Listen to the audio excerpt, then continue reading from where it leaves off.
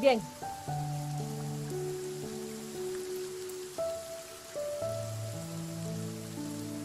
bien, dándoles siempre la cordial bienvenida a nuestra sala virtual. Tengan ustedes muy buenas tardes, estimados directores, directoras, maestras, maestros, y reciban siempre el saludo cordial del director de la UGEL, el profesor David Cornejo Mamaño, y del profesor René Choque Copari, jefe del área de AGP.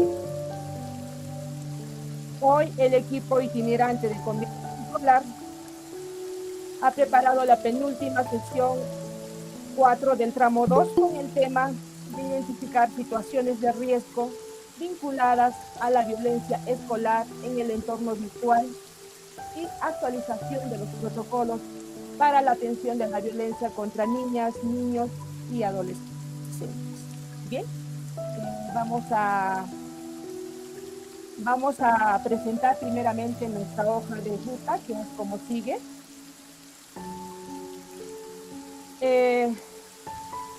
Las palabras de bienvenida y presentación de la hoja de ruta está a cargo de mi persona. La presentación de objetivos, normas de convivencia y dinámica inicial también está a cargo de mi persona, con un tiempo de 7 minutos. El desarrollo del tema en cuanto a situaciones de riesgo en entornos virtuales también está a cargo de mi persona, que lo voy a realizar en 12 minutos.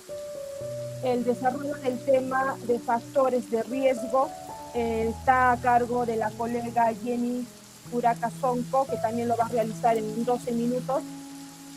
El desarrollo del tema de protocolos a aplicar está a cargo de la colega Elizabeth Guayapa Guaynacho, que también lo va a hacer en un tiempo de 12 minutos.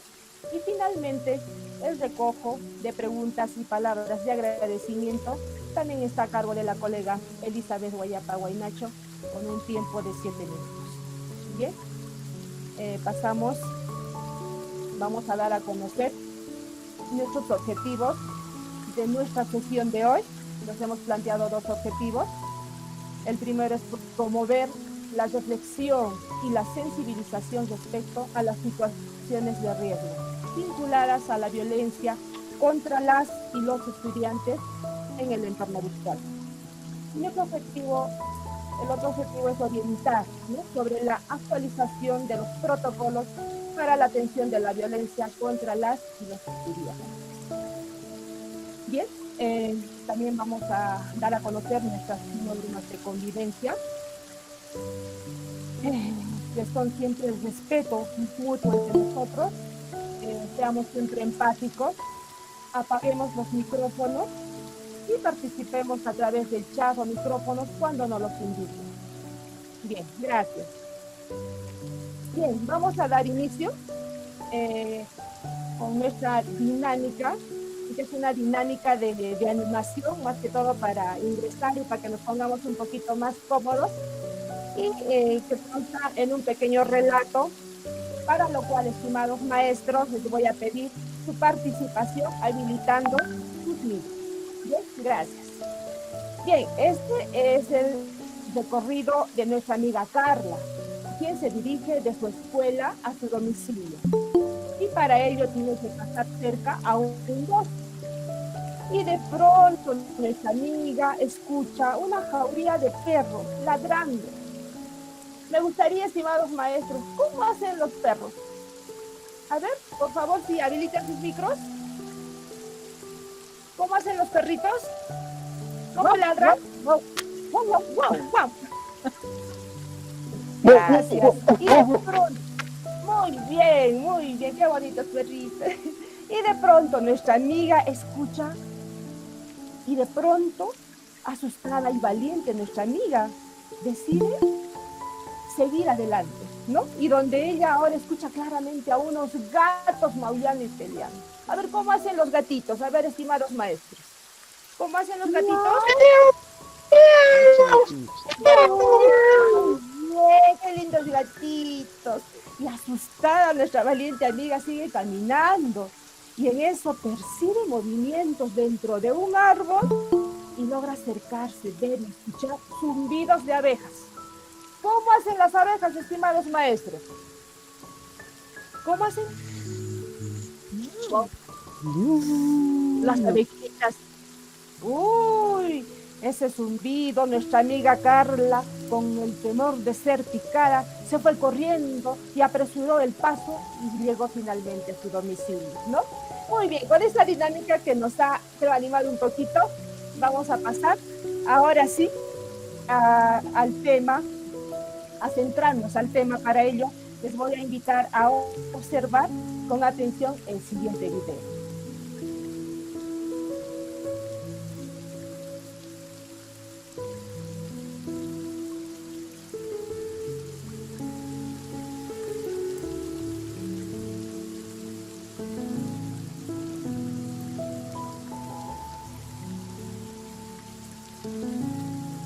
A ver,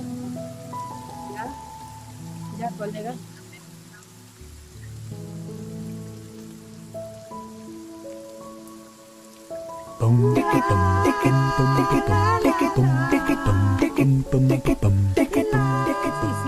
Bien, Sí, está bien. acá vemos ingresando a un padre de familia a su domicilio, ¿no? Y de pronto se encuentra solo, nadie lo ha recepcionado, tan solo la mascota.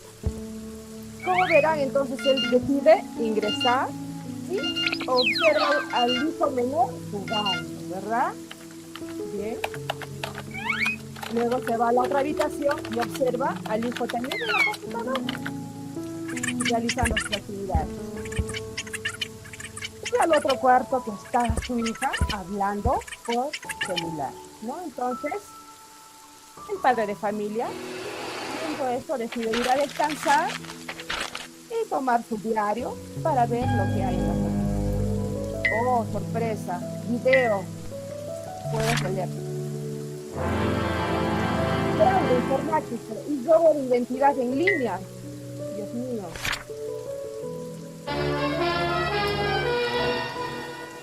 Alarmante, aumento de casos de ciberbullying entre niños y adolescentes. Oh, la sorpresa, la pena que en ese momento sintió el padre de familia, no más que todo el temor de lo que están viviendo que están viviendo sus hijos, ¿no? Que podrían estar pasando. Entonces, ¿qué está haciendo? Sacarles y quitarles, ¿no? El juego, la computadora, el celular. Y finalmente, ¿qué decide? Borrar. Contento, feliz, pero los niños no, los jóvenes no están felices, ¿no? Entonces decide hablar con la esposa sobre este tema, ¿no? Y para ello empiezan a dialogar. Entonces él manifiesta que le aterra todas estas cosas malas que pueden ver en el internet y las redes sociales, pero sobre todo que nuestros hijos puedan verlas, ¿no? Pero ella manifiesta que sí es lamentable, pero tampoco podemos prohibirles que las vean, ¿no? ¿O sí? Bueno, ya sé, solo que no me gustaría nada el saber que nuestros hijos corren peligro, pero tampoco sé cómo funcionan todas esas cosas que usan para comunicarse y jugar. También manifiesta que lo que sí queda claro es que son peligrosas y no son confiables, obviamente. Pero ella le indica, no lo sé, me parece que el internet y las redes sociales son ya parte de sus vidas, ¿no? Y además, alguna cosa positiva deben tener, ¿no crees? No podemos cerrarles esas puertas y apartarlos. Y él manifiesta que sí, entonces, pero ¿qué debemos hacer? ¿Cómo podemos protegerlos, ¿no? Sin prohibirles que las usen. Y ella manifiesta que creo que lo primero es informarse. Tenemos que conocer las ventajas y los riesgos que existen. Solo así podremos orientarlos y enseñarles cómo usarlas sin ponerlos en peligro, ¿no? Y sí, le da la razón, tiene razón. Escuché que en el internet hay un sitio donde nos orientan a los papás para hacer entonces acá vemos cómo el padre de familia empieza a acompañar, ¿no? Con las actividades, a veces las informaciones, esa comunicación a sus hijos, ¿no? La orientación, las advertencias que tal vez puedan correr, ¿no? Los riesgos que podrían correr. Y aún cuando estén más preocupados por todos estos riesgos hay alrededor de la tecnología, seamos siempre respetuosos de estos espacios de nuestros hijos, ¿no? De nuestros estudiantes, de nuestros hijos. Y la solución no es prohibirlo, sino que el uso de la tecnología lo mejor es tal vez platicar como lo hemos visto en el video, ¿verdad? Bien, ahora rápidamente vamos a ver, ¿sí? Con la siguiente diapositiva, por favor. Vamos a ver identificando las situaciones de riesgo en el entorno virtual. Y para ello, primeramente, vamos a ver qué es un entorno virtual, ¿no? Son todos los lugares de interacción creados por las TICs, ¿no? O la tecnología de información y comunicación. Si bien se diferencian de los espacios físicos, las formas de interacción se basan en él y se pueden implementar simultáneamente. Entonces, el ciberespacio viene a ser pues el entorno virtual que se puede establecer desde, como ya habíamos dicho, los teléfonos, ¿no? Los celulares, en los juegos videos. Pero ¿qué es en sí el entorno virtual? Este entorno virtual pues son aquellos recursos, herramientas y programas que se utilizan para procesar, ¿no? Para administrar, para compartir la información mediante diversos soportes tecnológicos, tales como ya les habíamos mencionado, como son las computadoras, los teléfonos móviles, televisores, reproductores portátiles, ¿no? Y etcétera. Bien, y en la siguiente diapositiva, acá vamos a ver, por favor, la siguiente diapositiva. Vamos a ver, eh, vamos a identificar más que todo estas situaciones de riesgo en el entorno virtual, ¿no? Entonces, las oportunidades que nos brinda el Internet para facilitar muchas de las actividades humanas y contribuir al desarrollo personal de los usuarios son muy indiscutibles, son muy necesarias. Pero, ojo, también todo esto nos conlleva a los riesgos, más que todo en los casos de nuestros niños, de nuestras niñas, de nuestros adolescentes, ¿no? Y algunos de ellos los vamos a mencionar ahorita para ver más o menos y poder identificar estas situaciones. Por ejemplo, tenemos el ciberbullying, ¿no? Que este viene a ser pues el hostigamiento, pero psicológico también que ocurre en nuestro espacio virtual, ¿no? Y se le conoce más que todo como ciberbullying. Entonces, que viene a ser la hostigación sin tregua a una persona, tal vez enviándole mensajes escritos, ya sea visuales, y estos pueden ser difamatorios, discriminándolos, ¿no? Entonces, todo esto puede ser a través de un WhatsApp, a través de las redes sociales, de un chat, etcétera, ¿no? Así también tenemos el grooming.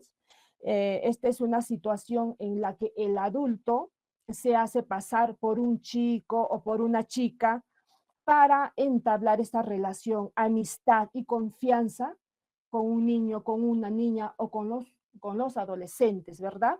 Y luego acosarlos a través de las redes sociales. Y esto generalmente, ¿cuál es su objetivo? ¿No? Ejercer esta violencia sexual contra ellos.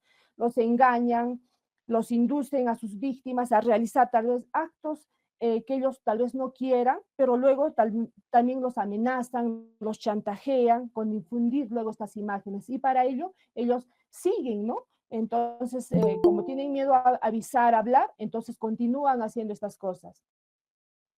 Así también tenemos lo que es la suplantación de identidad, ¿no? Esta consiste en captar con engaños, emails, web falsas, por ejemplo, informaciones pueden ser confidenciales, con nombres completos del usuario, contraseñas o respuestas, ¿no? O preguntas de seguridad.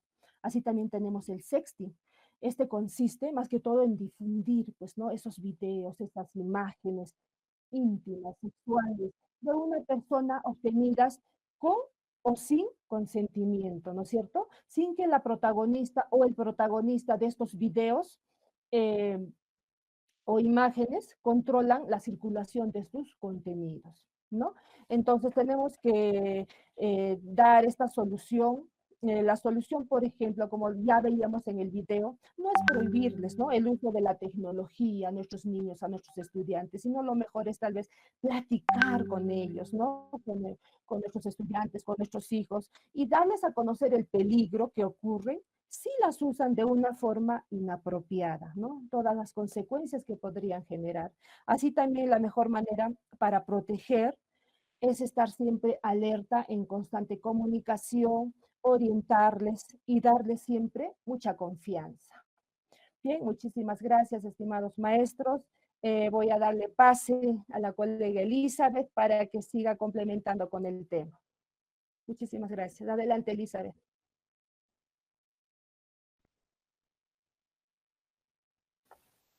Es con Jenny. Ajá.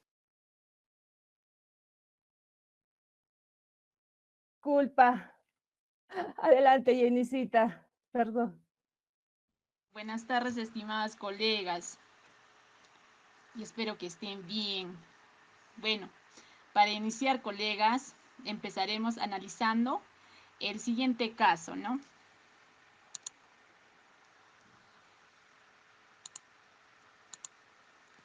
Bien, colegas. No sé si alguien podría hacer una lectura. ¿Podrían participar, colegas, por favor?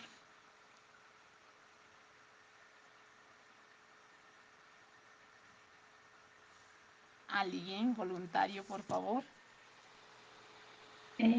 Sí, claro.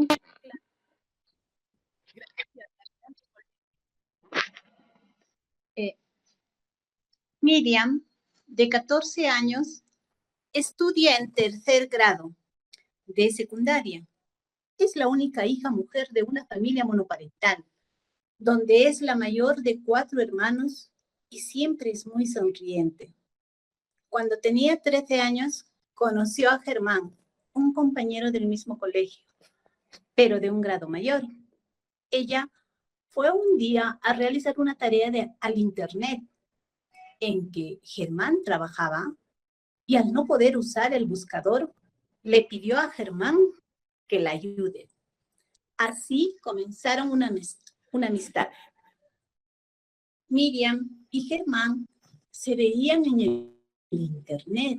Él siempre le ayudaba con sus tareas y le invitaba a cosas. Y ella se pasaba horas de horas navegando. Muy bien, gracias, colega. Continuando con el caso, un día, luego de que el último cliente se fuera, por insistencia de Germán, Miriam se quedó un rato más. Se besaron y se quitaron algunas prendas. Ella no estaba cómoda con la idea, pero Germán tomó fotos de ellos. A pesar de que ella trataba de impedirlo, al no saber qué hacer, se fue llorando a su casa. La madre, quien se dedicaba a la venta de comida en la calle todo el día, le recriminó fuertemente porque ella llegó 20 minutos tarde. Sin escuchar qué había ocurrido, la mandó a preparar la cena para sus hermanos. A los pocos días se dio inicio al aislamiento social y la educación a distancia. Sin embargo, desde entonces, Germán le envió fotos de él desnudo y le pidió a ella que haga lo mismo. Ella siente que esa relación no es adecuada y desea terminarla, pero está asustada, ya que él la amenazaba con publicar sus fotos en redes sociales. Siente además que la juzgarían. Sin embargo, hace poco logró conversarlo con una amiga, quien se le contó a su maestra tutora, ¿no?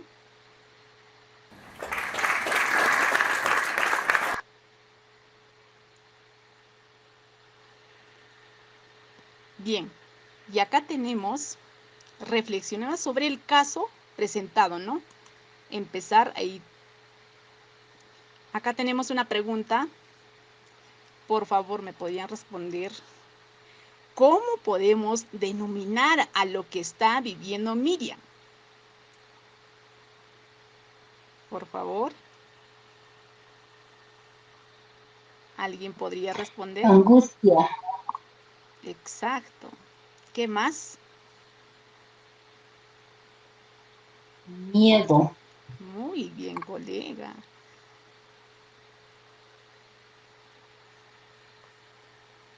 Se siente acusada, ¿no? Ahora, el siguiente pregunta.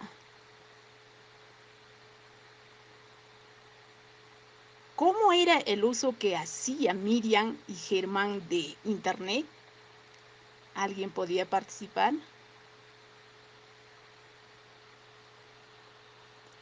Por favor, colegas. Desmedido. Exactamente. Era, o sea, no era adecuado. ¿Alguien más? Bueno, con la siguiente pregunta.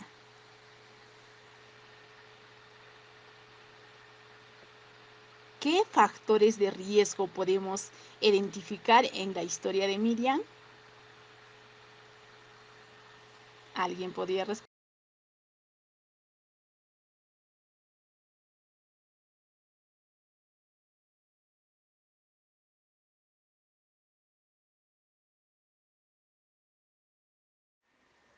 Colegas, por favor.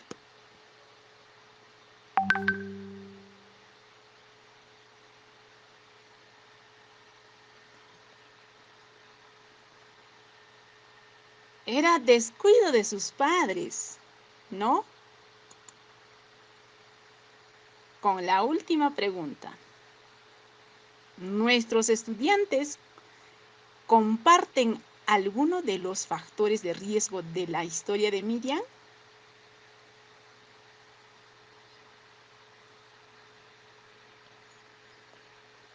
Para mí creo que es Yo posible. creo que en los colegios secundarios.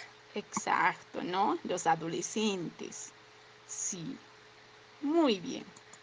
Muchísimas gracias con la participación. Bien, entonces existen múltiples factores de riesgo que se asocian al mal uso de los entornos virtuales. Estos factores incrementan la vulnerabilidad de nuestros estudiantes o de nuestros adolescentes. Bueno, clasificamos los factores de riesgo en 4 grupos.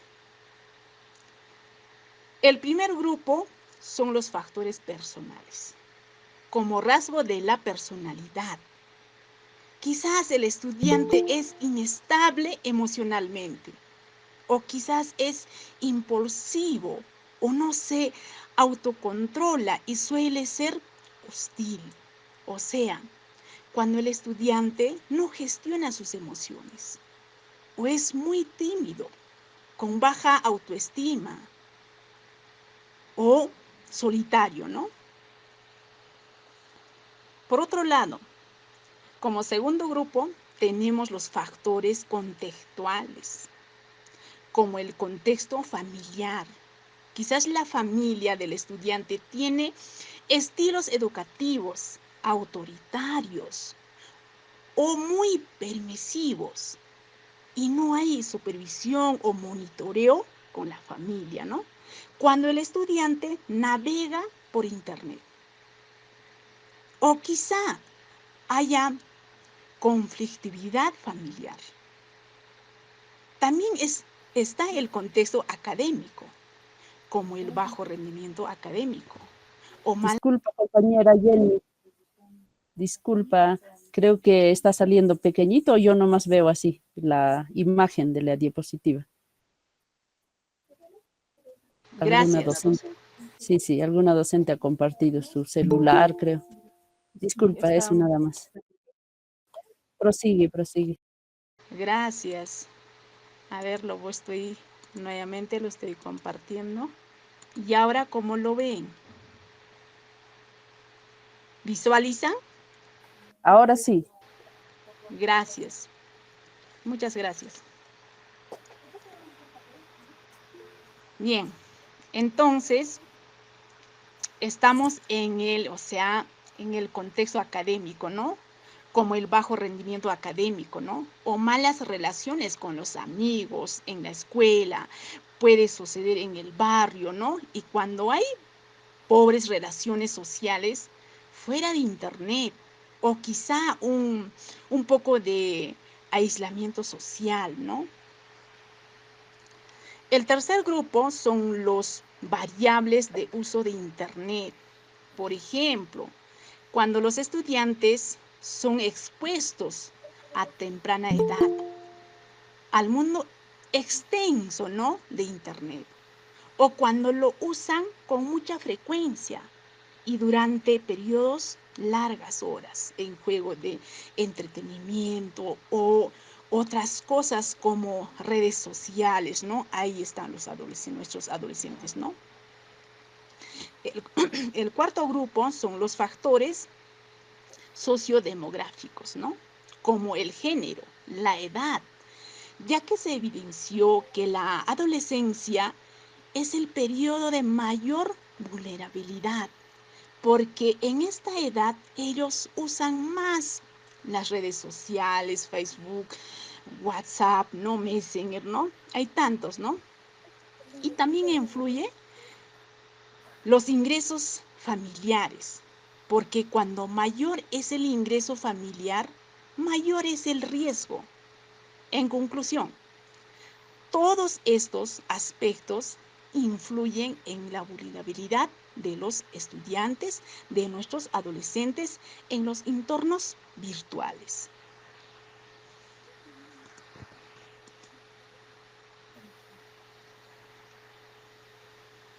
Bien.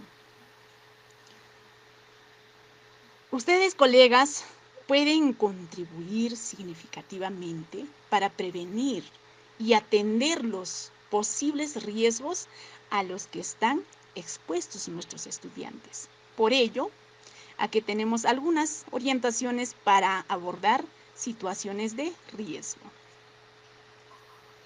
La primera es que debe promover el autocontrol para que los estudiantes desarrollen responsabilidad en cuanto al tiempo que posee en el Internet. También es importante enseñarles a navegar Internet o usar, con el objetivo que los estudiantes solo accedan a informaciones y contenidos adecuados para su edad. Esto también les ayudará a desarrollar un espíritu crítico acerca de qué es bueno o malo en línea o en el Internet, ¿no? Además, tenemos que reforzar la importancia del derecho a la privacidad e intimidad a otras personas y de cada uno.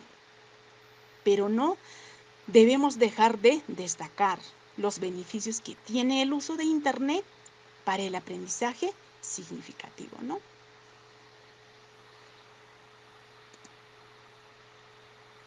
Bien, muchísimas gracias, estimados colegas, por su tiempo. Le doy la pase.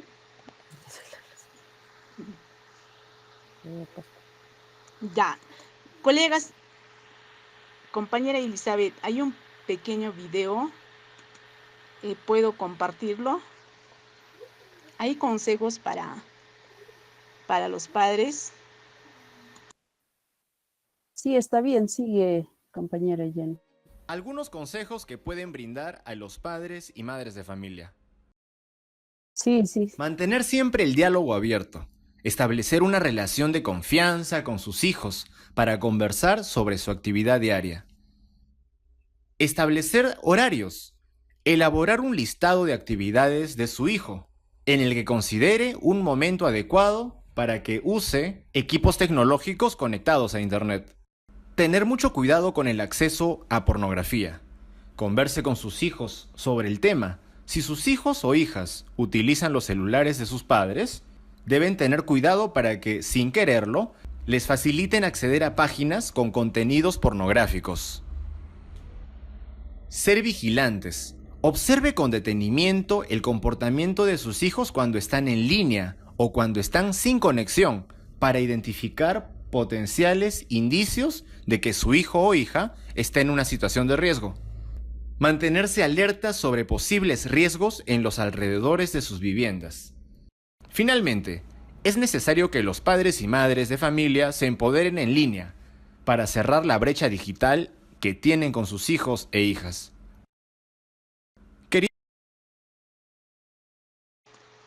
Bien, muchísimas gracias, colegas, por haberme escuchado. Ahora le doy pase a la compañera Elizabeth. Continúa, compañera Elizabeth. Muchas gracias, compañera Jenny. Maestros y maestras, muy buenas tardes. Como de costumbre, siempre nuestro abrazo virtual, ¿no? A la distancia. Para mí siempre es una alegría volver a reencontrarnos, no importa por este espacio, ¿no? Entonces, para continuar con el tema que es protocolos, ¿no? Aplicables a la modalidad de distancia, vamos a ver un pequeño video que de manera general nos resume todo lo que vamos a hablar en esta última parte. Adelante con el video.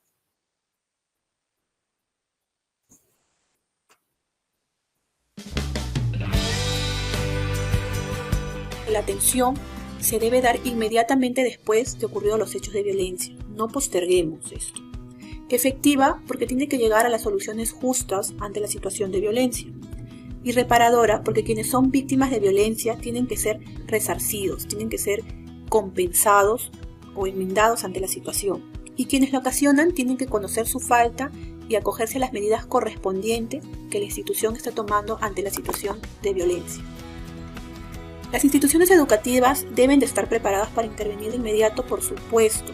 Tienen que estar preparados, tienen que estar organizados y conocer el procedimiento de atención. Para eso tenemos que saber que tenemos que mitigar el daño que se ha generado a la víctima y evitar cualquier tipo de revictimización. Cuando nosotros hablamos de revictimización, pues es un sufrimiento añadido a la víctima y eso es lo que no queremos, ¿no? Por parte de las instituciones que nuevamente van a hacerle las preguntas. No podemos incrementar el daño ya sufrido a la víctima. Entonces, para una atención adecuada y oportuna de violencia detectada en el entorno escolar, se debe tener en cuenta 3 pasos muy importantes, que es la aplicación de protocolos para la atención de violencia, el uso del libro de incidencias y la administración del portal CISE. ¿Qué se entiende por protocolos para la atención de la violencia contra niñas, niños y adolescentes? Pues es un procedimiento para una atención oportuna de las situaciones de violencia que se pueden presentar o se pueden detectar en las instituciones educativas.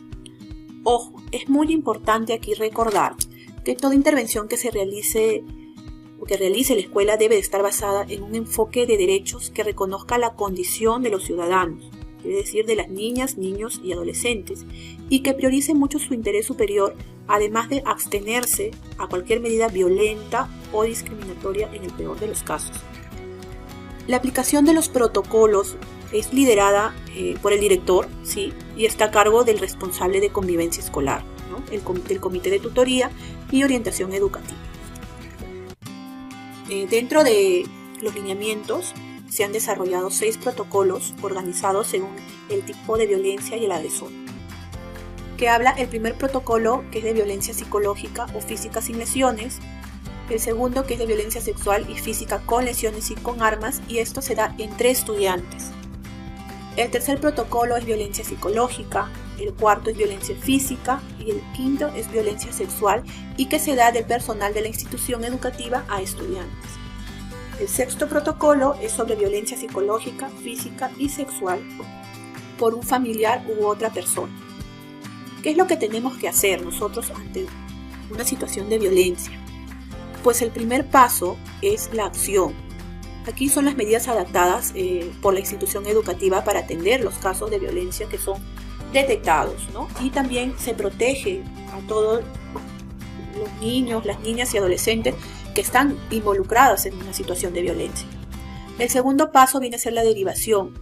Aquí es la comunicación ya sea con un servicio externo especializado en violencia, aquí están los aliados estratégicos, ¿no? O el traslado de la víctima o del agresor en caso sea necesario. El tercer paso ya viene a ser el seguimiento, es el acompañamiento y la supervisión del bienestar del o los estudiantes, ¿no? Aquí ya está la atención del psicólogo, el soporte pedagógico, el soporte emocional que se le puede dar a la víctima. Vamos de repente a hacer un trabajo por aula o trabajo institucional con todo el colegio de acuerdo al plan de tutoría que se haya realizado, ¿no? Así como aquí también se va a garantizar la restauración de la convivencia que ha sido afectada y la verificación también del cese del tipo de agresión que se haya presentado en la institución. El cuarto paso viene a ser aquí el cierre, que es la finalización, ¿no?, de la atención del caso que se ha presentado.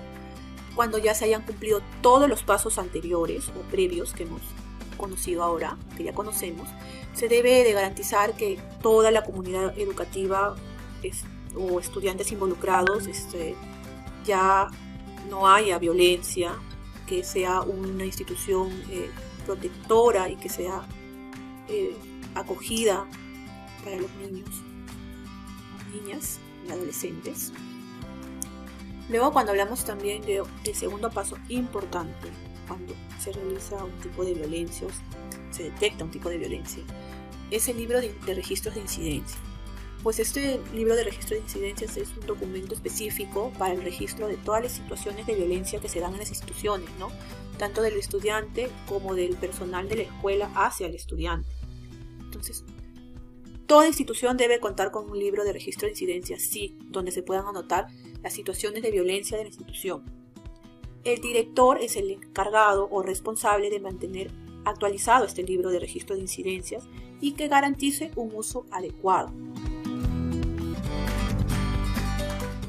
Cuando hablamos del portal CICEBE, pues ya sabemos que es una aplicación virtual, ¿no?, alojado, que la encontramos en www.cicebe.p, la cual aquí nos permite a cualquier persona pueda reportar algún tipo de caso de violencia contra niño, niña o adolescente. Hay que tener en cuenta que es muy importante que después de haber sabido estos 3 pasos, qué es lo que no debemos hacer cuando se nos presenta un tipo de violencia, como confrontar al agresor con el estudiante agredido, ocultar la información a los padres de familia, ¿no?, sobre la violencia que ha ocurrido y que involucra a su hijo o su hija, revictimizar a los estudiantes presentando el caso de violencia escolar públicamente, hacer caso omiso a un incidente de violencia escolar, demorar la derivación de un estudiante a los servicios de salud, exponer a los estudiantes agresores a sanciones punitivas. Y lo que sí tenemos que hacer, y es que tomar como ejemplo, es no juzgar el testimonio del estudiante agredido, verificar la información, comunicarse inmediatamente con los padres de familia y así sucesivamente para llegar a apoyar y orientar a los estudiantes agresores, porque suelen ser víctimas de otros tipos de violencia. Tenemos que tener en cuenta eso.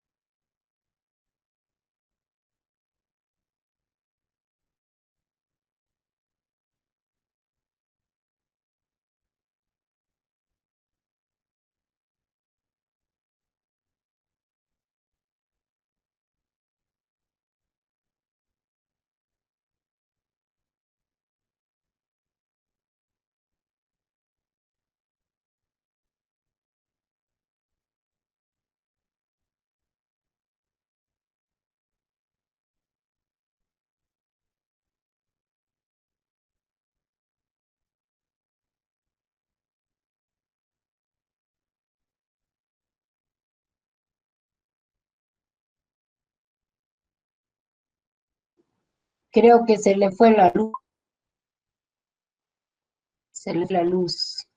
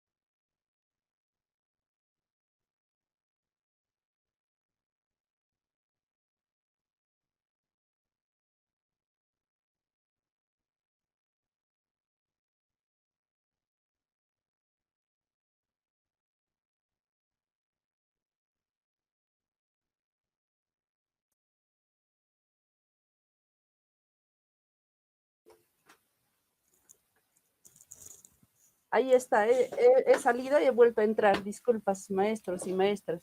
Algo ha pasado que ya mi micrófono no podía habilitar. Se quedó cerrado, solo había cámara. Bueno, continuamos. Siempre se presentan pequeñas dificultades aquí de tecnología por este medio.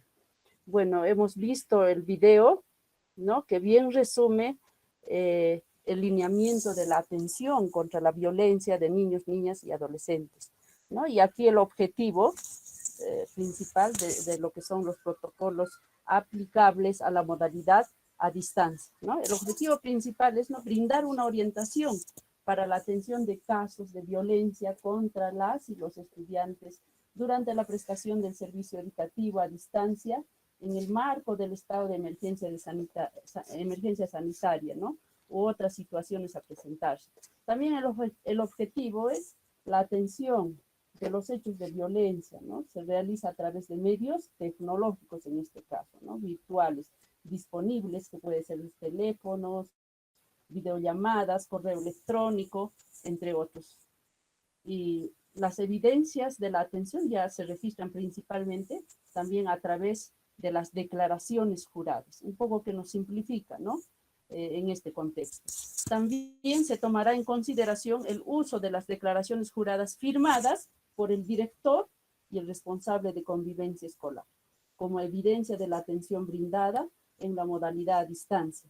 Y los modelos se encuentran disponibles, ¿no?, en la plataforma CICB, y también les hemos hecho alcance en la caja de herramientas. Seguimos.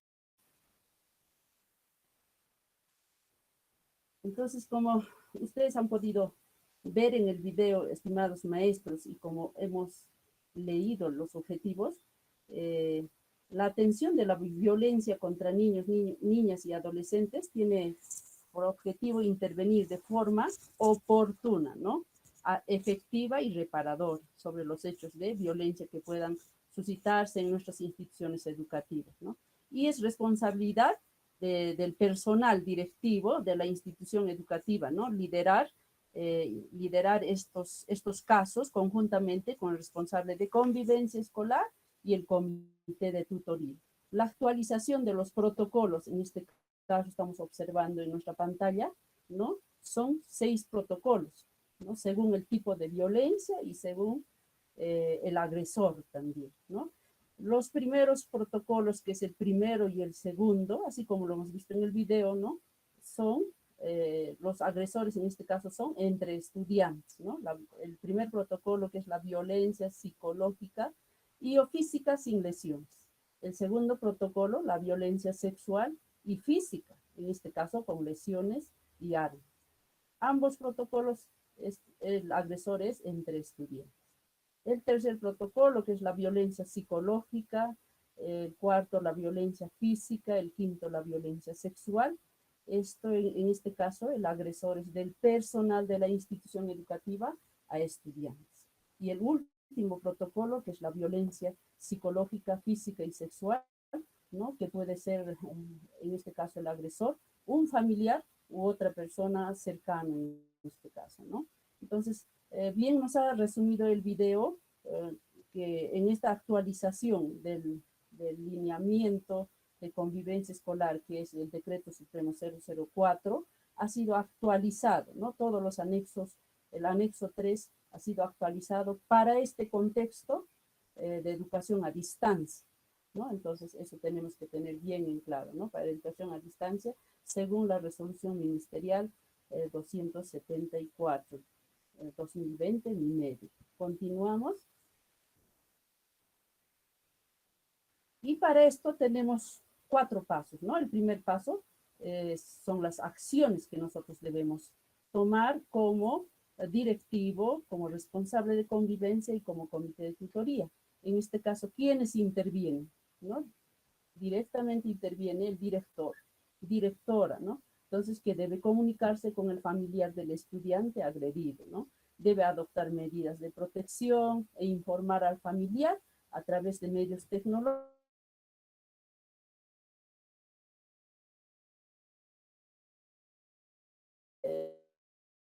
WhatsApp, por cualquier medio tecnológico, ¿no? Y debemos también informar a la UGEL de las acciones tomadas, ¿no? Como directivo, como comité, como responsable. También debemos colocar la información en el libro de incidencias y subirla al portal de CICB. Y también el tutor deberá realizar sesiones de prevención para estos casos. Por ejemplo, cuando en el primero y en el segundo protocolo que es entre estudiantes, se necesita realizar algunas sesiones. Y el responsable, repito, es el director, directora, el responsable de convivencia y los docentes tutores, ¿no? El comité de tutoría. Y los instrumentos que vamos a utilizar en este caso, en este contexto de educación a distancia, es la foto de la denuncia realizada o la declaración jurada, ¿no? Repito, las declaraciones juradas ya lo tenemos en mano en la caja de herramientas. El oficio a la UGEL, ¿no? Que se adjunta con un informe. El libro debemos registrar también en el libro, que es registro de incidencias, ¿no? Y siempre no olvidar subir al portal CICB. Y cada uno de estos protocolos tienen sus plazos, ¿no? Tienen sus plazos.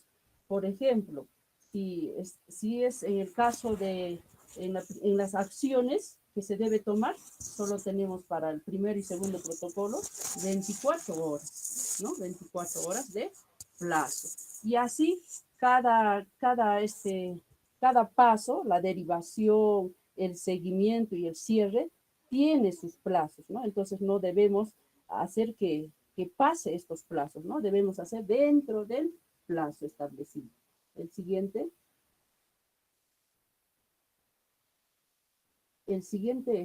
paso que vamos a ver aquí es la derivación, ¿no?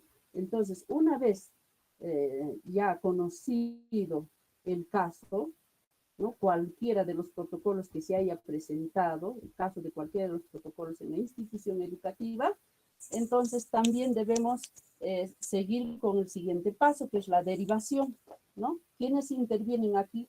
¿No? Debemos orientar a la madre, al padre de familia o apoderado que protege, ¿no? En caso, por ejemplo, de que sea violencia sexual, nos va a ayudar la institución aliada, el CEN, ¿no? Entonces, derivamos al CEN. ¿Y quién lo va a realizar ¿Quién es el responsable? El director, la directora, ¿no? Siempre con ayuda del responsable de convivencia y el comité de tutoría. El instrumento, vamos a utilizar la declaración jurada, según sea cuál de los protocolos, ¿no? Para cada protocolo tenemos declaraciones juradas. Y los plazos establecidos siempre tomaré en cuenta también. El siguiente. El siguiente paso es el seguimiento, ¿no?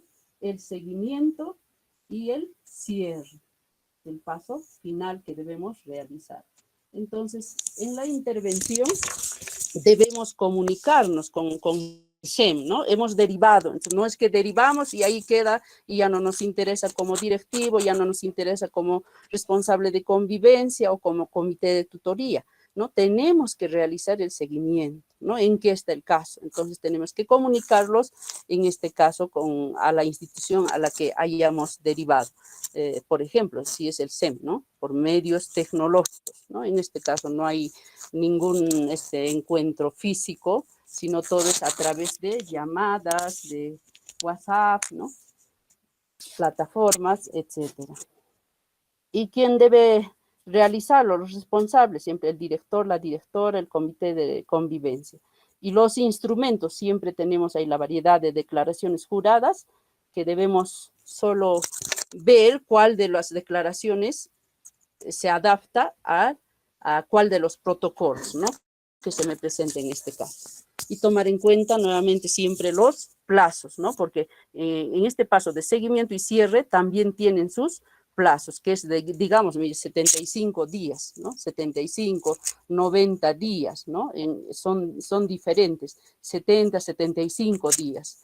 Para cada protocolo es distinto los plazos, entonces esto no debemos olvidar y dejar que pase estos plazos, ¿no? Finalmente, ¿cuándo termina el caso? Cuando terminamos con el último paso, que es el cierre, ¿no? Que debe realizarlo igualmente el director, la directora, ¿no? El responsable de de convivencia y el comité de tutoría, ¿no? Siempre coordinando con en este caso por llamada telefónica, con el padre, la madre, ¿no? El familiar más cercano del víctima, ¿no? Y las declaraciones juradas, igualmente, ¿no? Los instrumentos siempre van a ser declaraciones juradas para cada protocolo. Tenemos 6 protocolos, ¿no es cierto? Recordemos que hemos visto en el video y también en la diapositiva que hemos pasado. Siguiente.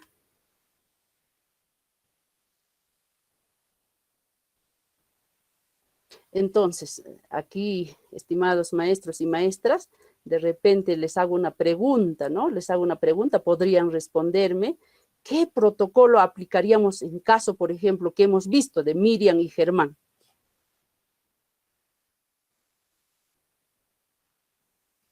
Lo hemos leído, lo hemos escuchado, el caso de Miriam y Germán.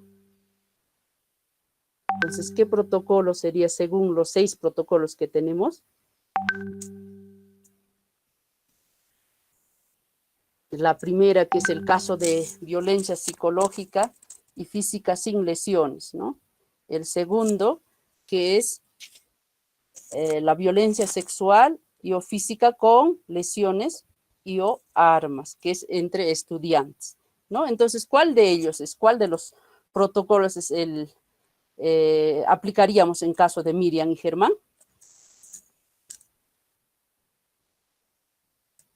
Aquí nos está respondiendo, ¿cierto? Entonces vamos a aplicar el segundo protocolo, ¿no? El segundo protocolo que viene a ser violencia sexual y o física con lesiones y armas entre estudiantes. Es el caso de Miriam y Germán. Entonces, estas son algunos aspectos que se han considerado o reconsiderado en esta resolución ministerial 274-2020 Minedu, que debemos tomar en cuenta, ¿no? Para tomar acciones para cada caso, estimados docentes. Con esto creo que hemos concluido. De repente, si hubiera alguna pregunta o inquietud o algún aporte también con respecto a lo que se ha dado en esta sesión, podemos abrir nuestros micrófonos o a través del chat. Estamos para responder las 3 compañeras, Isela, Jenny y quien les habla.